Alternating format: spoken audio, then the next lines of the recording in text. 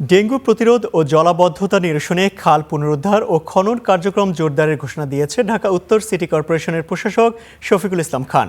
বাসিন্দাদের পুনর্বাসন করে দখলকৃত খাল উচ্ছেদ করার কথা জানান তিনি। পর্যায়ক্রমে ঢাকা উত্তরের সব খাল সংরক্ষণ করা হবে বলে জানান উত্তরের প্রশাসক। রাজধানীর মিরপুরের প্যারিস খাল দখল দূষণে এখন অনেকটাই মৃতপ্রায়।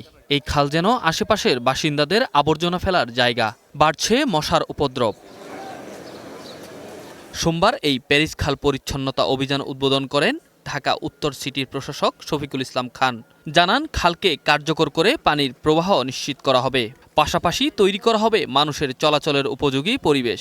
এ সময় খালের পাশে বসবাসকারীদের পুনর্বাসন করার কথাও জানান প্রশাসক। অবৈধ স্থাপনা তো উচ্ছেদ করতেই হবে, নাহলে খাল তো আমি সৌন্দর্য বর্ধন করতে পারবো না।